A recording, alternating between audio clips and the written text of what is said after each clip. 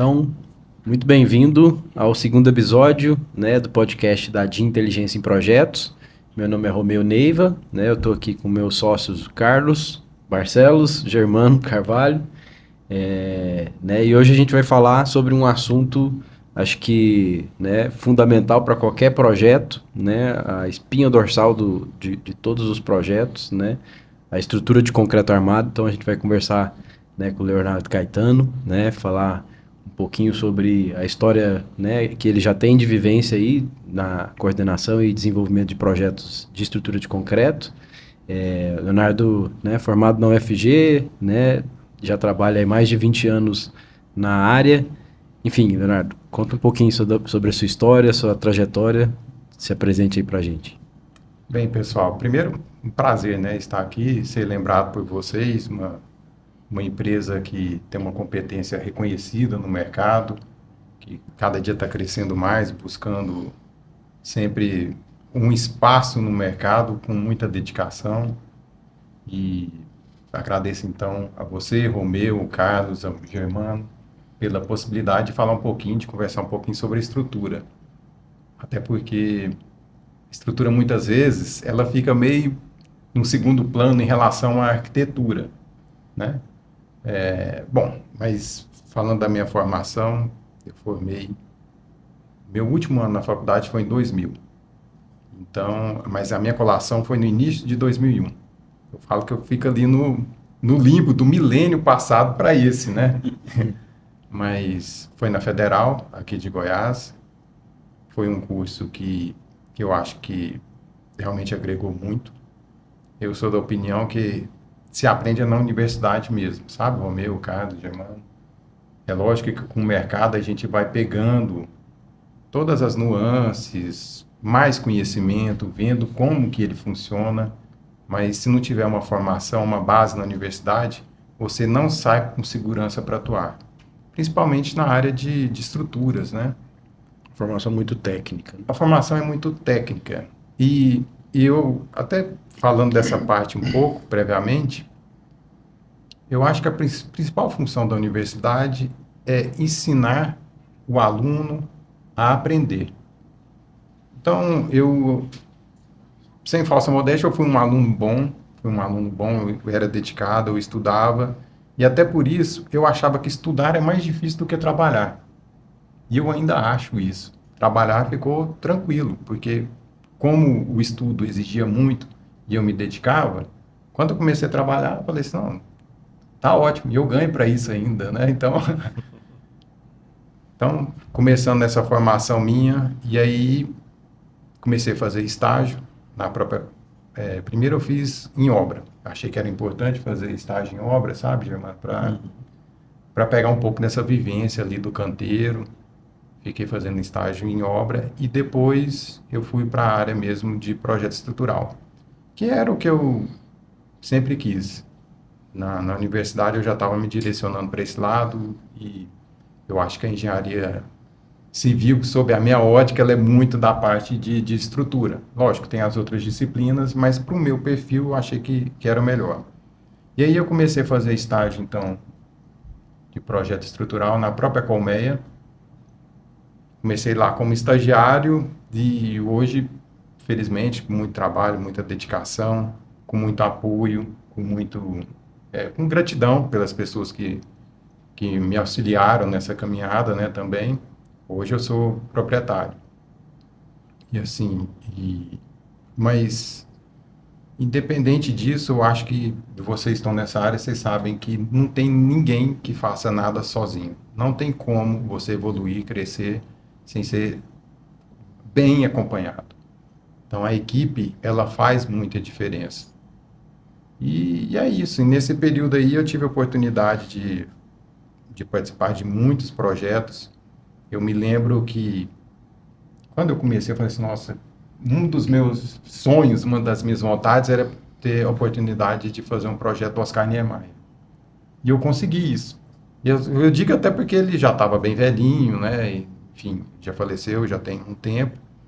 Mas acho que foi 2010, 2011 por aí, chegou um projeto de arquitetura dele para a gente fazer o projeto estrutural. Foi um Qual desafio. projeto? É a Praça Cívica de Lusiânia. Ah, legal. E assim, até não sei se você já quer que fale um pouquinho, mas eu Pode, posso fica à falar desse. vontade. Fica à vontade. Foi um desafio assim incrível, porque eu fiquei um mês olhando para a tela, né? Já não era mais no papel, para a tela do computador, tentando entender o projeto dele. E eu acho que ele já sabia desde o começo o que ele queria. E eu que não tinha chegado ainda. Tipo assim, é o prédio que ele não vai ser estruturado de baixo para cima, é meio de cima para baixo, pendurado, ao contrário. Eu demorei até, sabe, entender isso, sabe, Germano? Mas foi um desafio esse primeiro projeto e foi uma felicidade também de ter tido essa oportunidade. E ao longo dessa trajetória minha e da Colmeia também, a gente passou então por muitos desafios, torre eólica, a gente tem projeto aí em Manicoré, Aporé, não sei, tem cidade que eu nunca nem fui, nem sei, mas tem projeto nosso. Subestação no meio da floresta amazônica, torre eólica. Às vezes a gente se encontra mais aqui no mercado imobiliário, mas tem esses outros projetos que também eles são interessantes porque eles colocam você um pouco fora da caixinha, para usar um termo que está muito em voga hoje em dia, né?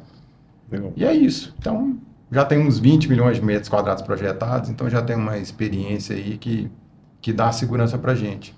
E agora eu acho que chega naquela fase que você tem que ter cuidado para que a experiência não te mascare a ponto de você prejudicar a segurança. Eu acho que isso é importante. Maravilha. Legal. E, bom, aí, Leonardo, né, nesse contexto geral aí, então, da sua jornada, né, com certeza, né, você já se deparou, né, com, como você mesmo disse aí, projetos complexos, né, que precisam, né, você sair da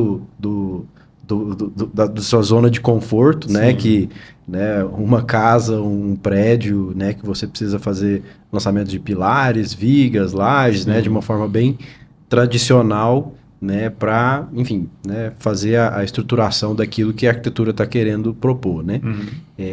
Mas hoje a gente, né, tem, acho que um grande desafio, que é mesmo nesse processo mais tradicional, né, interagir as informações e aquilo que você está propondo, né, na estrutura com as demais disciplinas, né? Para que todo mundo esteja, né, numa mesma página, a mesma informação, porque nada adianta, né, a gente né, ter um processo, às vezes até muito avançado, né, de desenvolvimento de projeto, se, né, lá na obra isso depois vai gerar algum problema, alguma interferência, né, com outra disciplina, etc. E aí a gente se depara, né, em desperdício, problemas, né, que acabam sendo dor de cabeça para a construção, para a construtora, para o dono, né, ele quer retorno daquilo, então, né, o investimento tem que ter previsibilidade, né, enfim.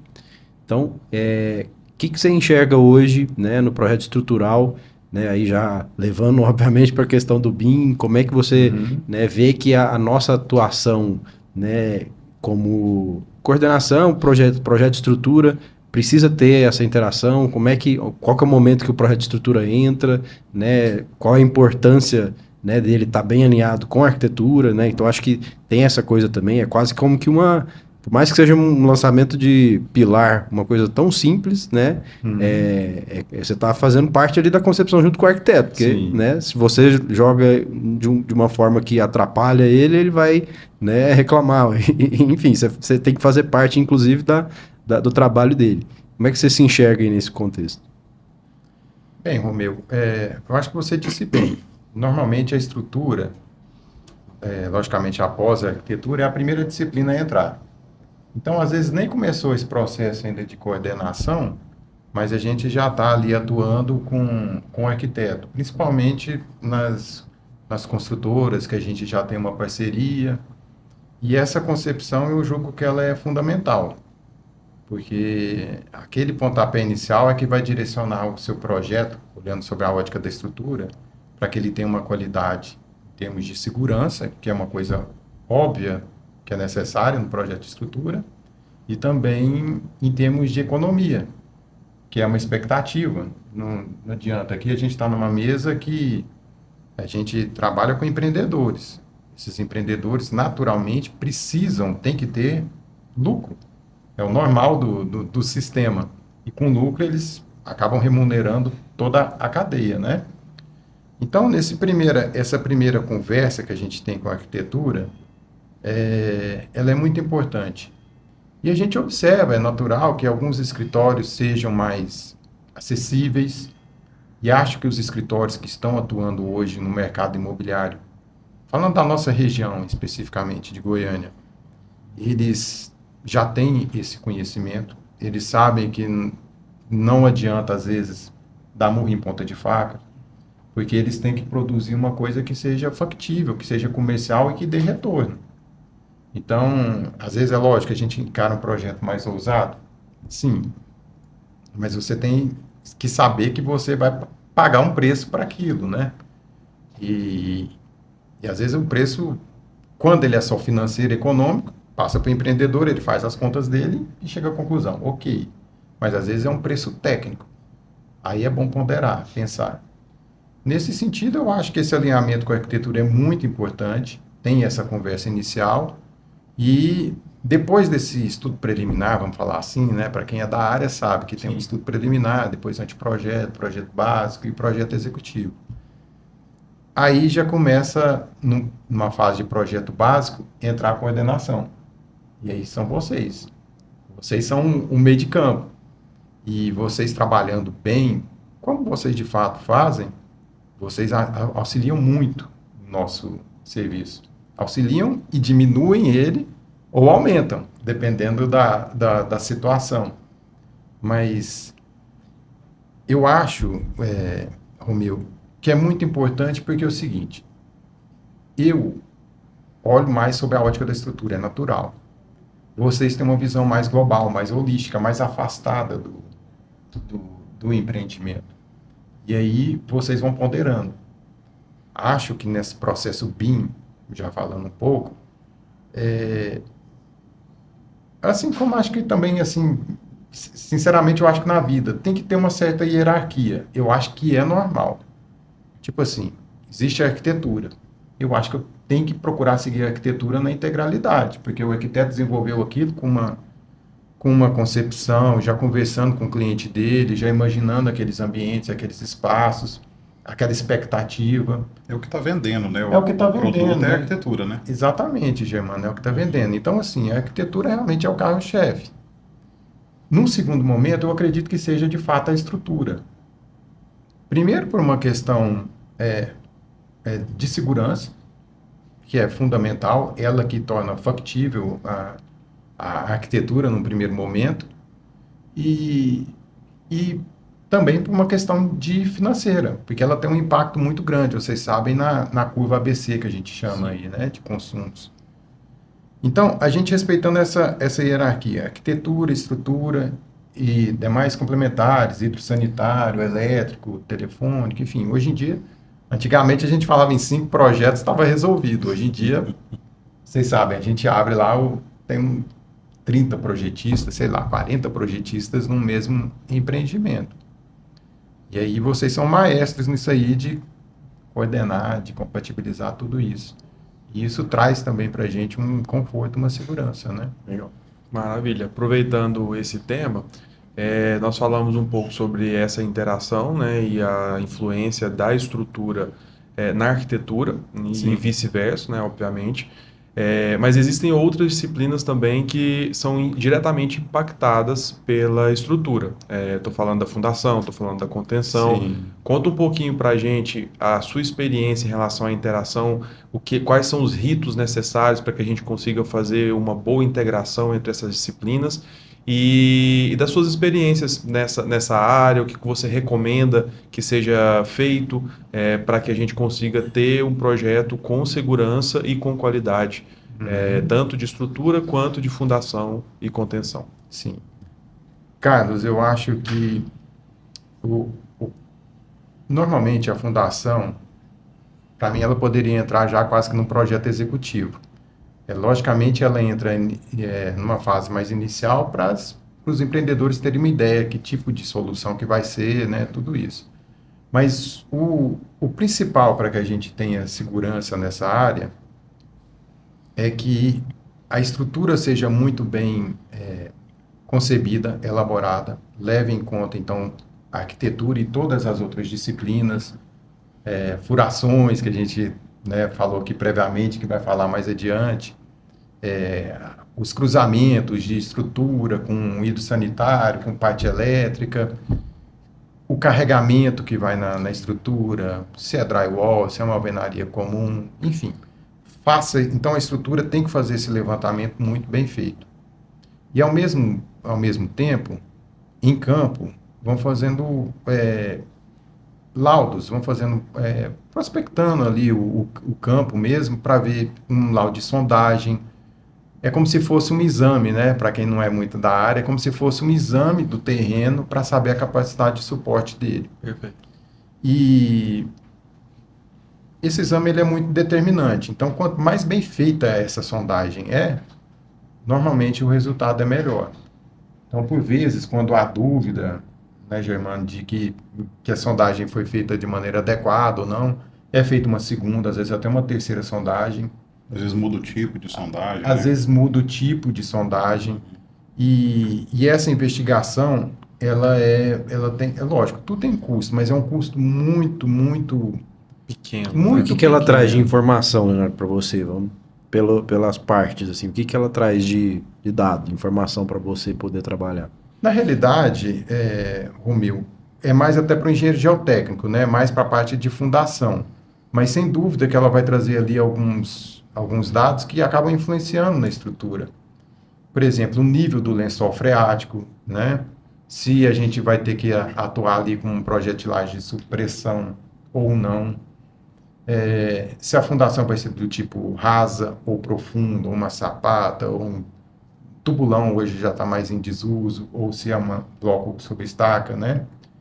E aí, o tipo de contenção, você pode utilizar perfil, se tem espaço para fazer uma estaca, né, justaposta, se tem que ser uma parede de diafragma. Às vezes tem casos que tem que ser, porque são muitos subsolos. E aí entra a questão de segurança também dos operários, não só da obra em si, ou da obra não, da edificação pronta em si, mas da obra durante a sua execução. Então, tudo isso é também verificado, né? E a partir do momento, então, que a gente tem as cargas, voltando um pouquinho, a sondagem, e é feito esse link, já não tem mais dúvida ali em relação à compatibilização, o projetista geotécnico, então, ele vai desenvolver ali o projeto de fundação dele, e existe uma conversa também mais a miúde, mais próxima, da estrutura com a fundação. Em algumas características de prédio aí é exigido um processo que chama interação solo-estrutura. Exato. Né? Nessa interação solo-estrutura... Qual que é esse parâmetro aí? Qual que é esse divisor de água? Entre os que precisam e os que não precisam? Normalmente a altura do prédio. Então, prédios mais altos, ou às vezes até uma característica assim, mais particular, é interessante se fazer. Mas normalmente a altura é o mais determinante, sabe, Romeu? Então pode ter até a necessidade quando a altura não está exatamente dentro de um determinado nível. Sim. Na norma fala, salvo engano, 80 metros de altura, a partir dali você tem que fazer a interação solo-estrutura. Eu acho que a norma, entrando um pouco, e a gente é muito caxias em seguir a norma, porque assim, o profissional, eu falo assim de maneira geral, ele não é um pesquisador. Então, a norma já é um excelente norte para você seguir, para você ficar protegido, tanto em questão de segurança quanto em questão legal também, né? Perfeito. Mas ela é uma diretriz. Eu acho que o embasamento técnico, conhecimento técnico do profissional, da sua equipe, pode fazer com que ele adote soluções além da norma. Então, vamos supor que o limite seja 80 metros. Ok, mas pode ser que em determinado prédio, por determinada condição, sei lá, muito assimétrico, muito esbelto, exija já fazer também essa interação solo-estrutura ou um outro tipo de procedimento mais técnico, né? Perfeito. Legal. Você comentou, Leonardo, da questão de vocês entrarem junto com um projeto de arquitetura, né? Sim. Em alguns casos você tem uma parceria com um determinado cliente, uma determinada construtora, que você já entra logo no começo na concepção, Sim. né? Nós também. Em alguns casos também, a gente tem uma parceria já, que já está se construindo, ou que já está construída, né? Que a gente consegue já estar entrando nessa etapa, o que é muito bom, né? Nós Muito bom. três consideramos isso fundamental, na verdade. Não vou nem dizer bom, ele é fundamental. Quando acontece, o processo a gente percebe que roda de uma maneira muito mais eficiente, né? Do que quando a gente entra posteriormente.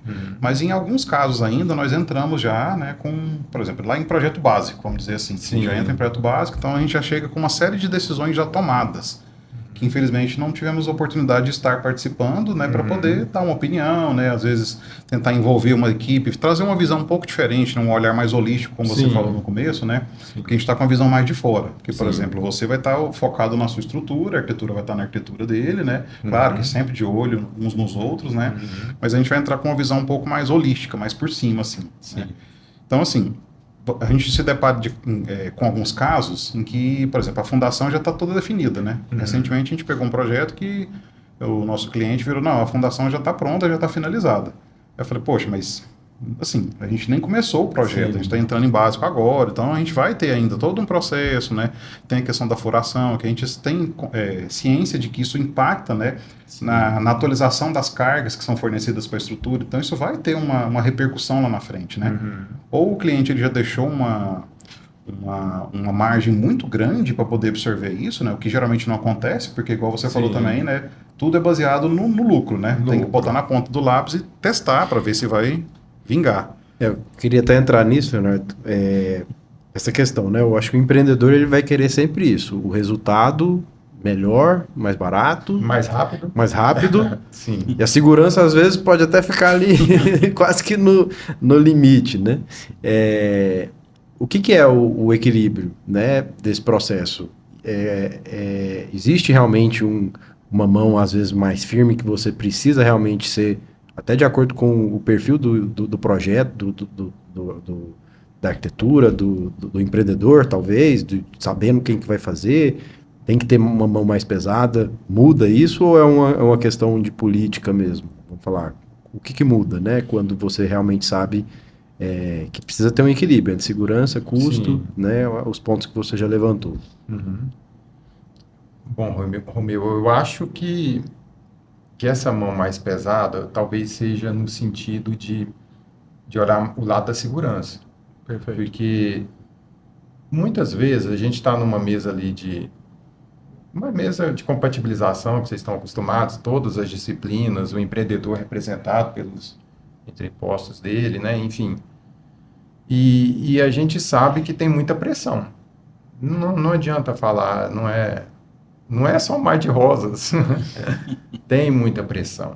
E a pressão normalmente ela é pelo lado financeiro, pelo lado do prazo. Quer saber a taxa de aço antes de começar a arquitetura. Exatamente. E às vezes, engraçado você ter tocado nesse assunto, que esses dias eu estava pensando nisso, pensando comigo mesmo, falando assim, às vezes essa geração que está começando agora, mais nova, né? Não que eu seja velho, mas essa geração mais nova que está começando agora, ela pode ser mais suscetível a esse tipo de pressão. Vocês já perceberam, a gente já trabalhou junto, que às vezes eu falo, opa, eu dou um chega para lá. Eu falo, não, aqui não. Porque eu não posso perder isso de mente. O projeto estrutural, eu estou falando muito assim, é da minha área, mas o projeto estrutural, a responsabilidade é imensa. É só para o resto da vida, né? Que não pode ter problema. E normalmente, quando tem problema, ele é o primeiro a ser chamado, mesmo que o problema não tenha sido causado por ele. Então, assim, é meio que um contrassenso. Ao mesmo tempo que a gente tem essa pressão de prazo, de custo, tem que ter essa questão da segurança muito em mente. Tem um grande engenheiro estrutural, eu acho que essa frase, eu também posso estar equivocado, mas acho que foi do Bruno Contarini, que fez um dos participantes da Ponte Rio-Niterói. Ele falava que a engenharia estrutural é como se fosse uma pista, uma estrada com dois precipícios. De um lado a economia e do outro lado a segurança. E você tem que dirigir no meio. Eu acho que é isso.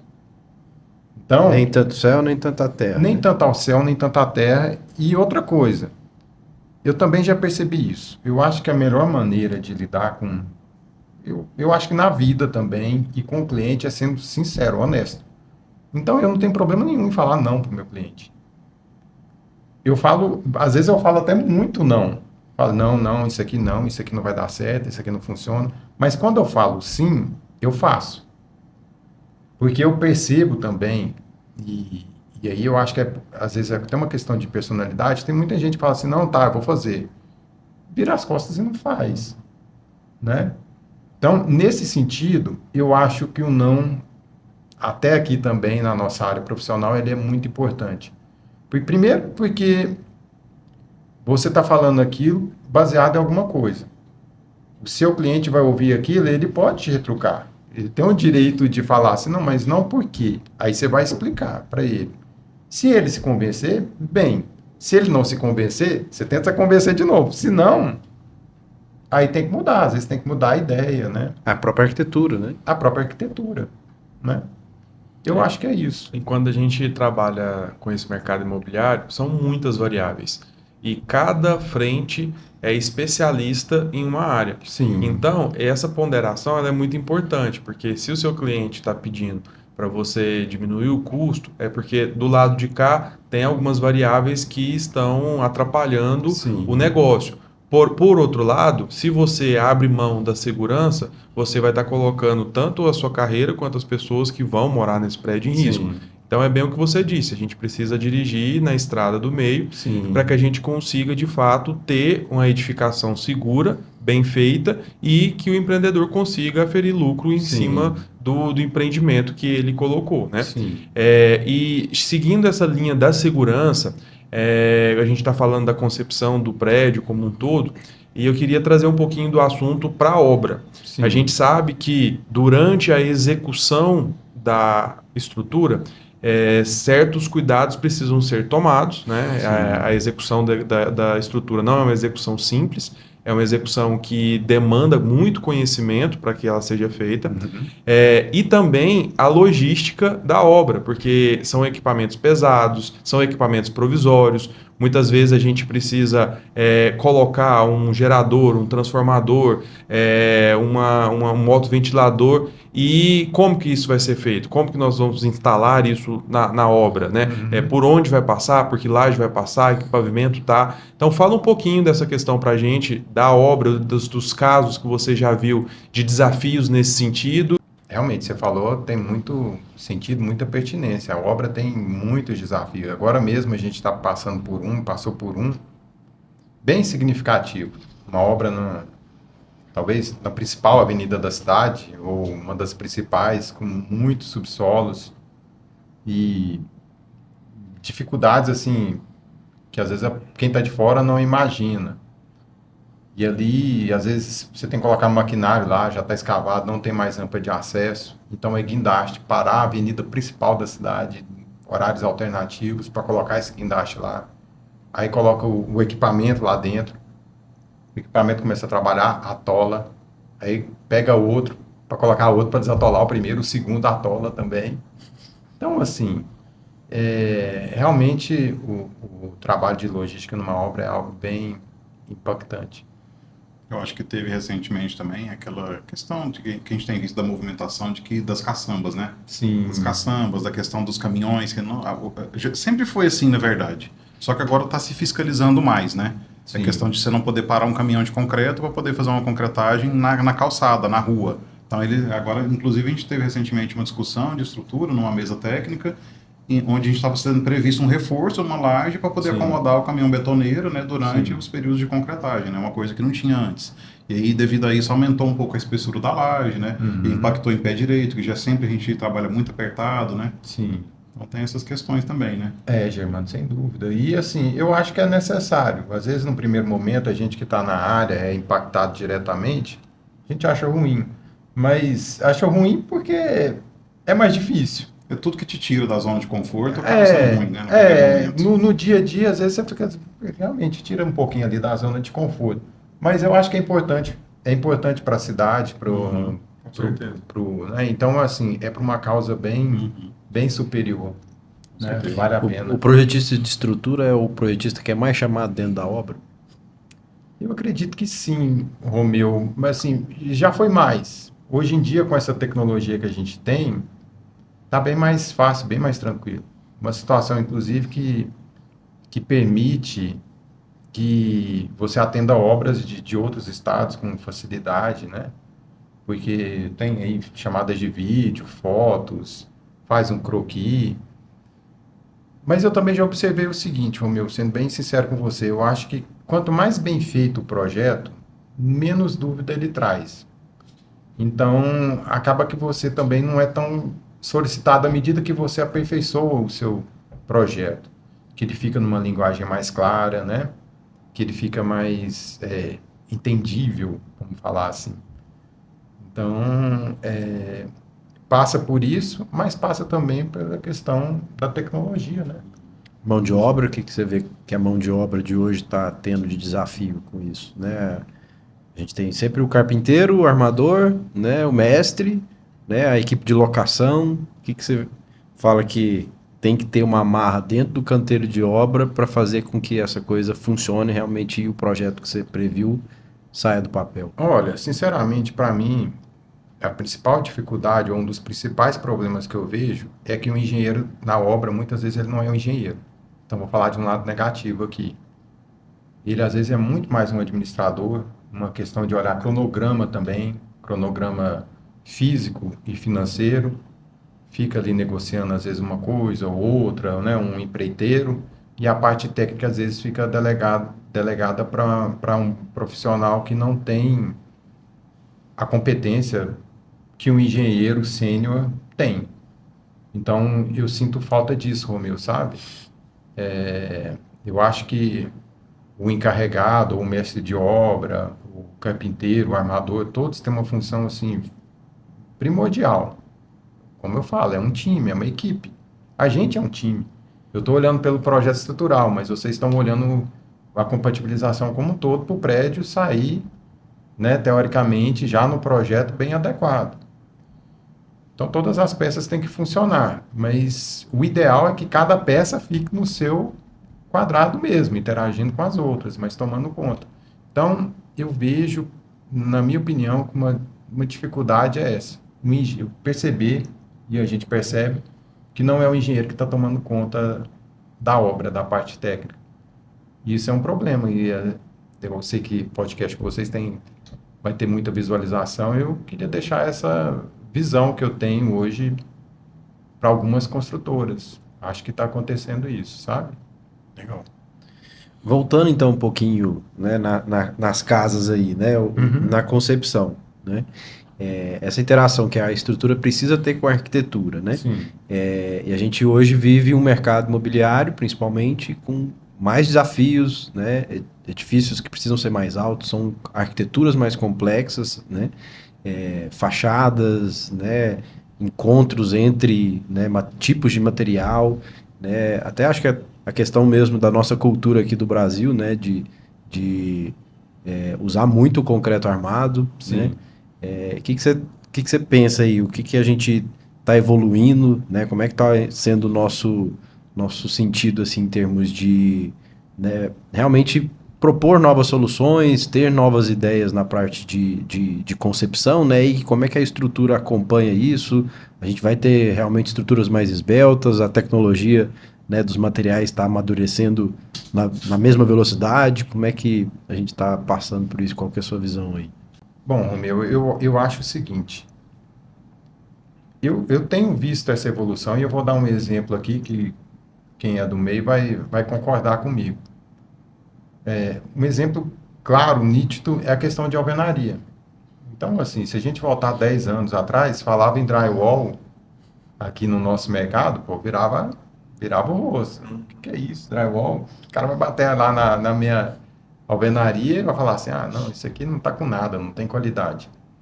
Hoje em dia, o drywall é muito bem aceito, né? Começou ali com prédios, acho que até começou ali na região do Shaft, depois passou para prédios comerciais e hoje em dia prédios residenciais com drywall.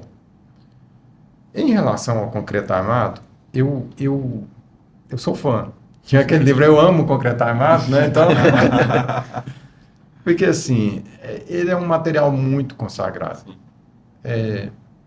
Cara, a gente tá atuando aqui numa capital do Brasil, mas se você for no interior aí, no meio da floresta amazônica, tem uma pessoa simples, humilde, que ela faz a casa dela lá, pega, fala o cimento, não fala nem o concreto, pega o cimento, faz a mistura ali, coloca uma armação dentro e o concreto cumpre a função de estrutura. É lógico, às vezes, para edificações bem mais simples, né?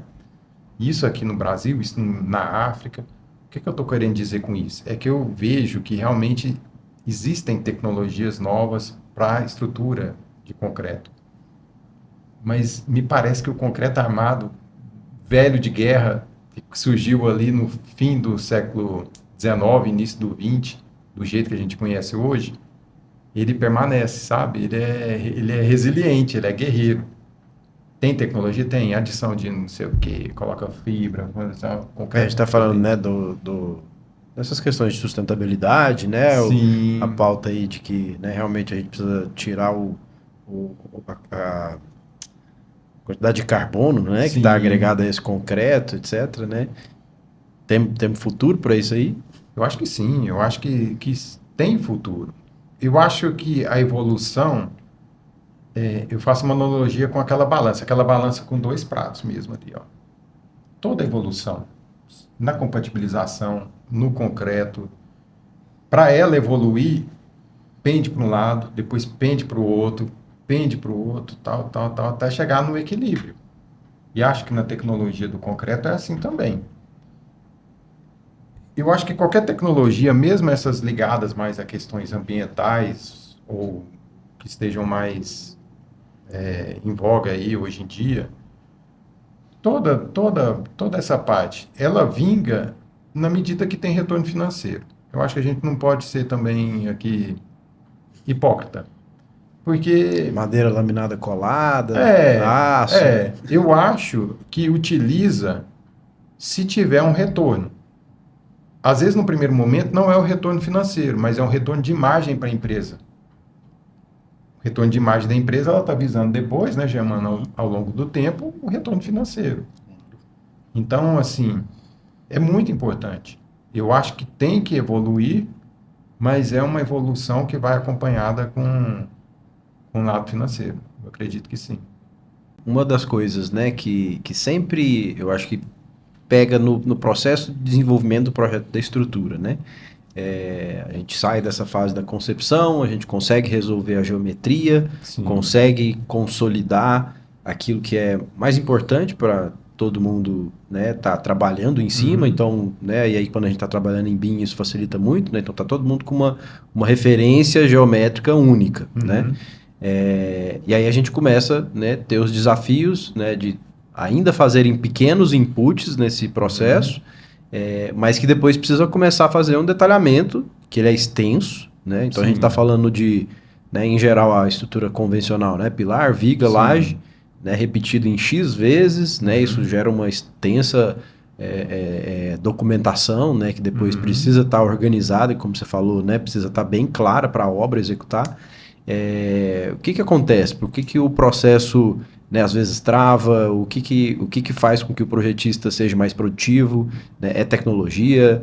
É ferramental? É processo? Como é que a coisa pode andar de uma forma que atenda tanto o cronograma da obra, tanto o desenvolvimento dos projetos? Né? Fala um pouquinho sobre isso aí.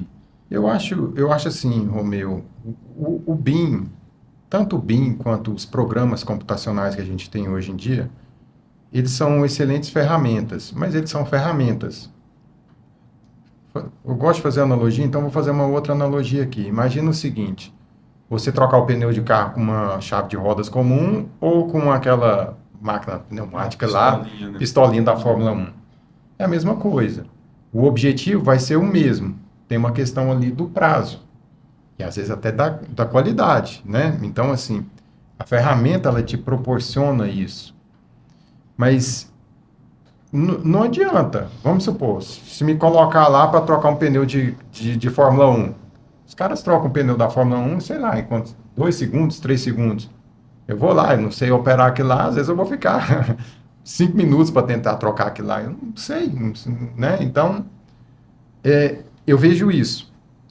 Eu vejo que as ferramentas estão ajudando muito, as compatibilizações bem feitas ajudam muito, profissionais competentes, como vocês mesmos, sem rasgar seda aqui, ajudam muito. Em contrapartida, quando há uma inexperiência na equipe, pode ter a ferramenta que for, que não adianta, vai atrapalhar. Então, às vezes, atrapalha. Às vezes, chegam demandas para a gente que a gente vê que a pessoa sabe operar o programa, mas ela não sabe engenharia nem arquitetura. Só mexer um furo. Ela consegue visualizar ali no programa, ela consegue entender a situação, mas ela não sabe nem o que é que ela está pedindo. Então, já aconteceu o caso, e aí eu falo assim, aí toma tempo. Aí é o lado ruim da tecnologia. Porque é uma pessoa que estava numa postura de coordenador, de coordenando, mas estava pegando ali para deslocar um pilar que não tinha como ser deslocado 1,5 centímetros. Aí você chega e fala para a pessoa, tá, ok, depois que ela expõe, fala assim, por favor, pega essa régua aí. Dá uma olhadinha, o que é 1,5 centímetros numa obra? É isso. Se a gente tem que mudar isso aqui, tem alguma coisa errada ali. Então, o que eu quero dizer? A ferramenta é boa. A IA está vindo com força total. E às vezes a IA ela responde às vezes melhor do que eu dentro da minha área. Ok. Mas tem coisa que tem que ter o tato. Eu acho que o ser humano, o profissional, ele faz a diferença ainda, né? Legal. Não sei se a gente vai chegar em outra, mas ainda faz. Até fazendo um paralelo, assim, contando uma experiência minha, né, pessoal minha, eu comecei a trabalhar com compatibilização de projeto lá em 2011, logo depois que eu me formei mesmo. Formei em 2010, em 2011 já estava trabalhando com isso. Apesar de eu ser arquiteto, eu atuei muito mais nessa área de compatibilização, de desenvolvimento de projetos complementares, né. Arquitetura, quando foi arquitetura executiva, então foi sempre uma área muito mais técnica. E lá em 2011 eu trabalhava com compatibilização em 2D, né? Usava o CAD, fazia sobreposição, né? Lembro disso. Então assim, isso foi uma escola muito boa para mim, sabe? A gente isso me fez correr atrás de percepções, né? Que é justamente o que você está falando, que às vezes uma pessoa nova, que assim, não querendo, né? Fazer da geração, né? Mas uma pessoa inexperiente que acabou de fazer um curso, né? Isso, acabou de fazer um curso de BIM, sabe usar uma ferramenta, né? Mas não é só a ferramenta que vai ajudar ela. Porque, por exemplo, você tem toda uma vivência que você acumula, né, de às vezes dificuldades que você sentiu lá no momento anterior, que você acumulou aquele conhecimento, você acumulou aquela vivência de você saber interpretar uma determinada situação, sem dúvida, né, para você saber até o que pedir, né? Sim. Por exemplo, esse caso que você está falando do pilar, né, mudar 1,5 centímetros, gente, 1,5 centímetros em concreto armado, né, isso não representa nada. Se eu estiver falando de estrutura metálica, tudo bem, porque aí a gente entra na precisão milimétrica, né, da estrutura metálica. Agora, para o concreto, isso não quer dizer nada, né? Então, acho que é muito válida essa posição sua, Leonardo, porque o conhecimento ele agrega, né? Sem dúvida. Né? Um profissional que ele tem conhecimento de um determinado software, ele não é um compatibilizador, não é um coordenador de projeto. Ele é um usuário daquela ferramenta. Né? Agora, a coordenação, a compatibilização, né? E a gente investe muito na DIN nisso, sabe? A gente investe na capacitação dos nossos colaboradores, da nossa equipe, né? E a gente sempre procura, né, ir por esse lado. Né? Da experiência, né, da vivência, da gente acompanhar nós três como sócios, a gente sempre acompanha os empreendimentos que nós estamos coordenando. Você vai sempre reparar que tem sempre um de nós três lá. Porque a gente quer, né, ter uma certeza de que aquele trabalho, né, está sendo executado do jeito que a gente entende que é o jeito melhor, né, para o cliente. E isso é uma questão de gestão, né? Então, se gestão.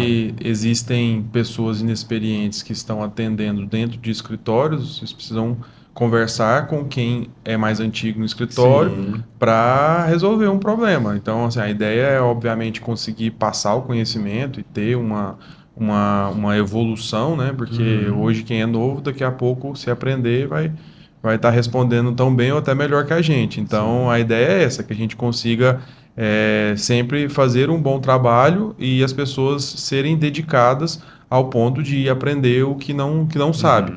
Mas essa questão de gestão ela é bem importante, exatamente para que a gente tenha as pessoas certas junto conosco ali para o fluxo desenvolver, né?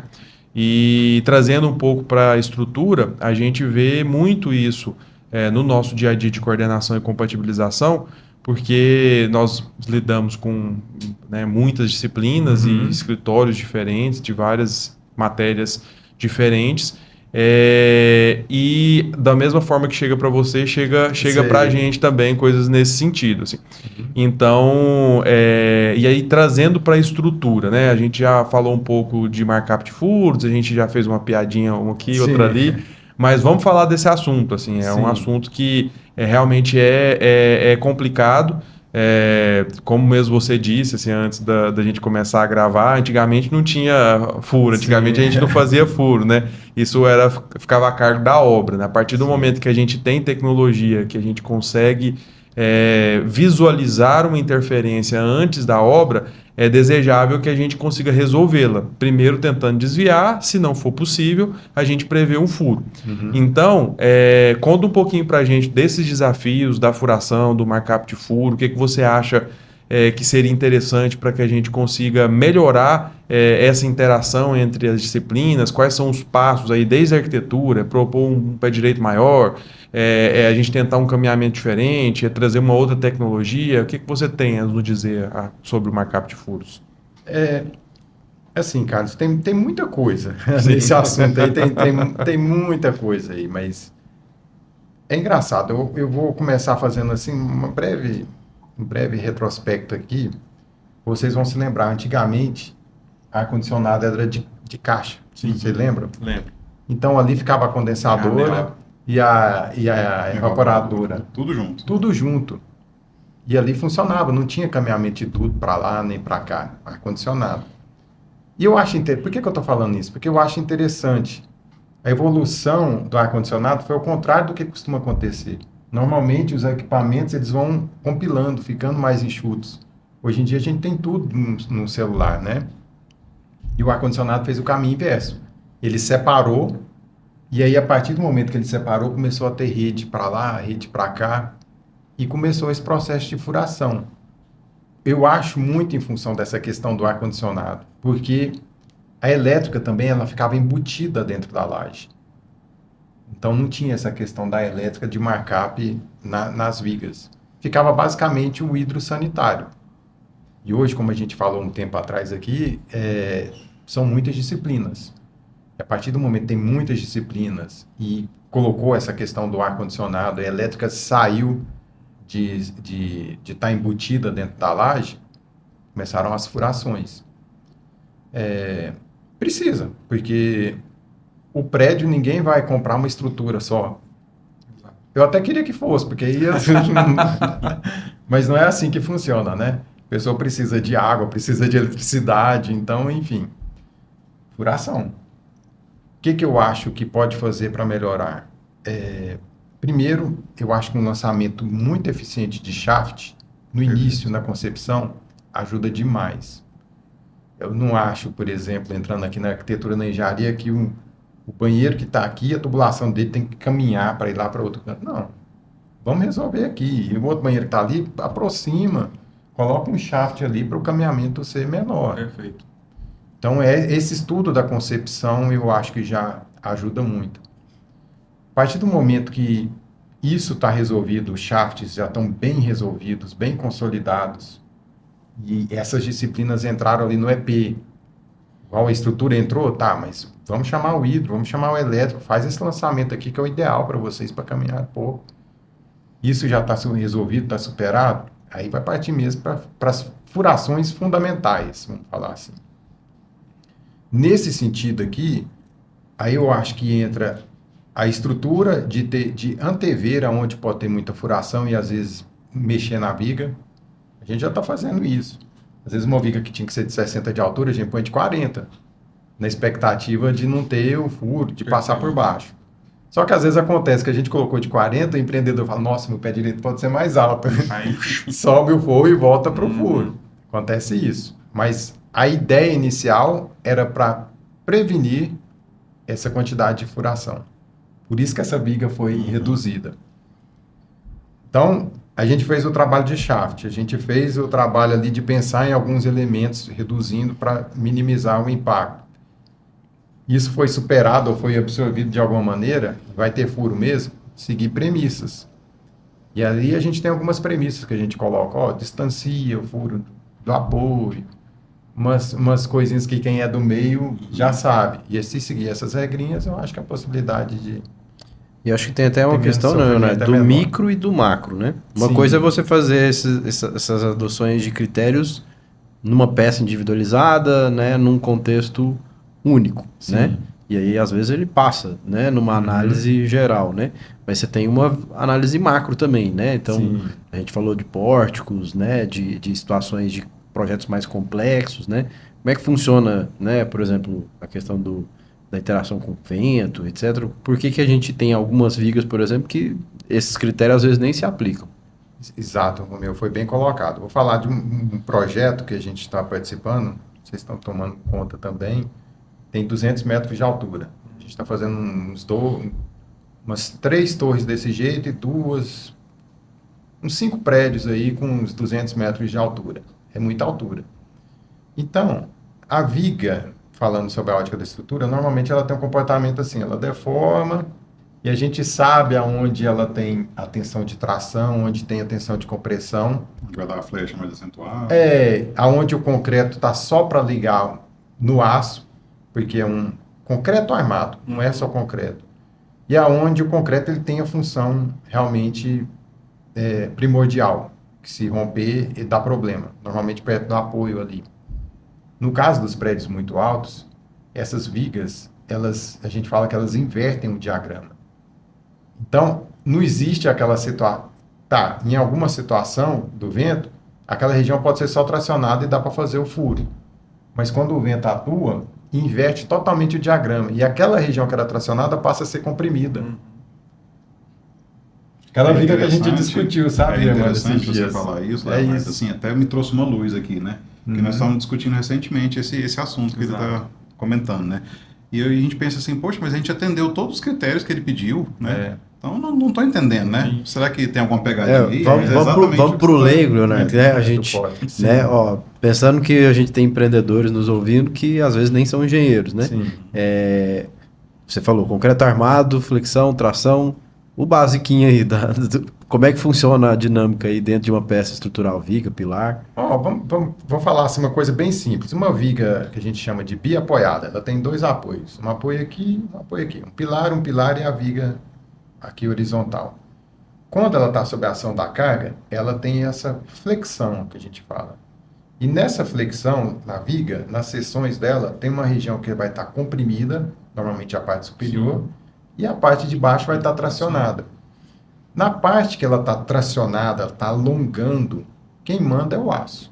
O concreto está ali só para fazer a ligação do aço de baixo com o concreto em cima. Basicamente é esse o princípio. Agora, num prédio muito alto, igual esse que a gente está conversando, e que a gente falou para o Germano, não vai furar essa viga não.